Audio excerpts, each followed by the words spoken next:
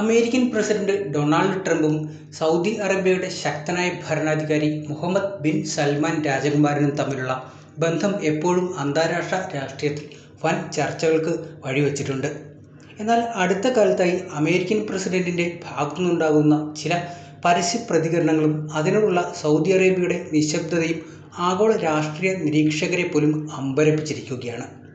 കേവലം ഒരു മാസത്തിനിടയിൽ 2 തവണയാണ് ഡൊണാൾഡ് ട്രംപ് സൗദി അറേബ്യയെയും കിരീടാവകാശി മുഹമ്മദ് ബിൻ സൽമാനെയും പരസ്യമായി പരിഹസിച്ചുകൊണ്ട് രംഗത്തെത്തിയത്.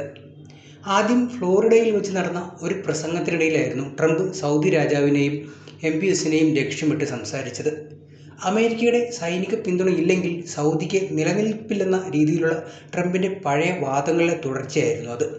ഇതിന് പിന്നാലെ ഫ്രാൻസിൽ വെച്ച് നടന്ന G7 ഉച്ചകോടിക്കിടെ ജൂൺ 17 ട്രംപ് വീണ്ടും സൗദിക്കെതിരെ കടുത്ത പരാമർശം നടത്തുകയുണ്ടായി. തങ്ങൾ വിചാരിച്ചാൽ സൗദി വിമാനത്താവളങ്ങൾ അമേരിക്കൻ സൈന്യത്തിന് ഉപയോഗിക്കുന്നത് തടയാൻ സൗദി ഭരണകൂടത്തിന് കഴിയില്ലെന്ന തരത്തിലായിരുന്നു ട്രംപിൻ്റെ പരിഹാസം. സൗദിയിലെ വ്യോമത്താവളങ്ങൾ അമേരിക്കൻ സൈന്യം തുടർന്നും ഉപയോഗിക്കുമെന്ന കാര്യത്തിൽ ട്രംപ് പരസ്യമായ അവകാശവാദം ഉന്നയിക്കുകയും ചെയ്തിട്ടുണ്ട്. എപ്പോഴും വാർത്തകളിൽ നിറഞ്ഞു നിൽക്കാനും ആഗോളതലത്തിൽ തൻ്റെയും രാജ്യത്തിൻ്റെയും സ്വാധീനം ഉറപ്പിക്കാനും ആഗ്രഹിക്കുന്ന ഒരു നേതാവാണ് മുഹമ്മദ് ബിൻ സൽമാൻ. എന്നാൽ ട്രംപിൽ നിന്ന് തുടർച്ചയായി ഇത്തരം ആക്ഷേപങ്ങൾ ഉണ്ടായിട്ടും സൗദിയുടെ ഭാഗത്തുനിന്ന് യാതൊരുവിധ ഔദ്യോഗിക പ്രതികരണവും ഉണ്ടായിട്ടില്ല. മാത്രമല്ല MBSനെ അടുത്ത കാലത്തെ പൊതുരംഗത്തെ പ്രവർത്തനങ്ങളിലും വലിയ തോതിൽ കുറഞ്ഞിരിക്കുകയാണ്. ഫെബ്രുവരി 28 റിയാദിൽ ഒരു വിദേശ പ്രതിനിധി സംഘത്തെ സ്വീകരിച്ചതിന് ശേഷവും ഫെബ്രുവരി 15 പാകിസ്ഥാൻ പ്രധാനമന്ത്രിയായി നടത്തിയ ഉഭയകക്ഷി ചർച്ചയ്ക്ക് ശേഷവും വലിയ നയതന്ത്ര കൂടിക്കാഴ്ചകളിൽ നിന്നും അദ്ദേഹം വിട്ടുനിൽക്കുകയാണ്. ഈ അസാധാരണമായ മൗനവും നിഷ്ക്രിയത്വവും വലിയൊരു രാഷ്ട്രീയ തന്ത്രത്തിൻ്റെ ഭാഗമാണെന്നാണ് വിലയിരുത്തപ്പെടുന്നത്. ട്രംപിൻ്റെ പ്രകോപനങ്ങളോട് പ്രതികരിക്കാതിരുന്നതിന് പിന്നിൽ സൗദിക്ക് വ്യക്തമായ ചില ഭൗമ രാഷ്ട്രീയ കാരണങ്ങളുണ്ട്. അതിൽ ഏറ്റവും പ്രധാനം ട്രംപിൻ്റെ രാഷ്ട്രീയ ശൈലിയെക്കുറിച്ചുള്ള MBSൻ്റെ കൃത്യമായ ധാരണ തന്നെയാണ്. ഡൊണാൾഡ് ട്രംപ് തൻ്റെ ആഭ്യന്തര വോട്ട് ബാങ്കിനെയും അമേരിക്കൻ ജനതയെയും തൃപ്തിപ്പെടുത്താനാണ് ഇത്തരം അമേരിക്ക ഫസ്റ്റ് പ്രഖ്യാപനങ്ങൾ എപ്പോഴും നടത്തിക്കൊണ്ടിരിക്കുന്നത്. ഇത് സൗദിക്ക് നന്നായി അറിയുകയും ചെയ്യാം. ട്രംപിൻ്റെ പ്രകോപനപരമായ വാക്കുകളോട് പരസ്യമായി പ്രതികരിക്കാൻ പോയാൽ അത് ഇരു രാജ്യങ്ങളും തമ്മിലുള്ള നയതന്ത്ര ബന്ധത്തെ കൂടുതൽ വഷളാക്കുകയേ ഉള്ളൂ എന്നും അദ്ദേഹത്തിന് വ്യക്തമാണ്. അതുകൊണ്ട് തന്നെ ഇത്തരം പ്രസ്താവനകളെ കേവലം രാഷ്ട്രീയ പ്രകടനങ്ങളായി കണ്ട് അവഗണിക്കുകയാണ് സൗദി ചെയ്യാറ്. മാത്രമല്ല അമേരിക്കയുമായി അടുത്തിടെ ഒപ്പുവെച്ച ചരിത്രപരമായ ആണവ പ്രതിരോധ കരാർ സംരക്ഷിക്കുക എന്നത് സൗദിയുടെ വലിയൊരു ആവശ്യമാണ്. US സൗദി 121 എഗ്രിമെൻ്റ് പ്രകാരം സിവിലിയൻ ആണവ സാങ്കേതിക കൈമാറ്റവുമായി ബന്ധപ്പെട്ട സുപ്രധാന ചർച്ചകൾ പൂർത്തിയായി കഴിഞ്ഞിട്ടുണ്ട്. ഇതിനൊപ്പം $142 ബില്യൺ വൻ പ്രതിരോധ പാക്കേജും അണിയറയിൽ ഒരുങ്ങിയിരിക്കുകയാണ്. ട്രംപുമായി ഒരു പരസ്യ വാക്പോരിലേക്ക് പോയാൽ വൈറ്റ് ഹൗസിൻ്റെയും അമേരിക്കൻ കോൺഗ്രസിൻ്റെയും അനുമതി ആവശ്യമുള്ള ഇത്തരം വലിയ പ്രതിരോധ ഇടപാടുകൾ പ്രതിസന്ധിയിലാകുകയും ചെയ്യും. വാക്കുകളേക്കാൾ പ്രധാനം തങ്ങളുടെ ദീർഘകാല സൈനിക സാമ്പത്തിക താൽപ്പര്യങ്ങളാണെന്ന് MBSന് നന്നായിട്ട് അറിയാം. സൗദി അറേബ്യ ഇപ്പോൾ തങ്ങളുടെ വിദേശനയം പൂർണ്ണമായും അമേരിക്കയെ മാത്രം ആശ്രയിച്ചുള്ള രീതിയിൽ നിന്നും മാറ്റിയിട്ടുണ്ട്.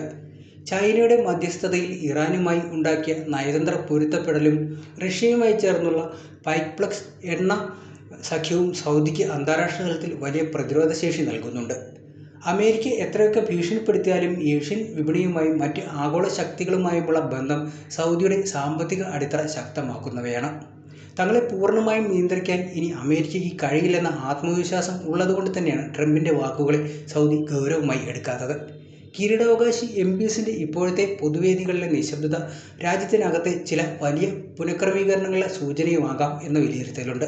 സൗദി അറേബ്യയെ എണ്ണയെ മാത്രം ആശ്രയിക്കുന്ന സമ്പദ് വ്യവസ്ഥയിൽ നിന്ന് മാറ്റിയെടുക്കാനുള്ള വിഷൻ 2030 പദ്ധതികളുടെ നിർണായക ഘട്ടത്തിലാണ് രാജ്യം. നിയോം പോലുള്ള വൻ നഗര പദ്ധതികളുടെ നടത്തിപ്പും ആഭ്യന്തര സാമ്പത്തിക പരിഷ്കാരങ്ങളും ഇപ്പോൾ നേരിടുന്ന വെല്ലുവിളികൾ പരിഷ്കരിക്കാനും കാരണമാകുന്നുണ്ട്.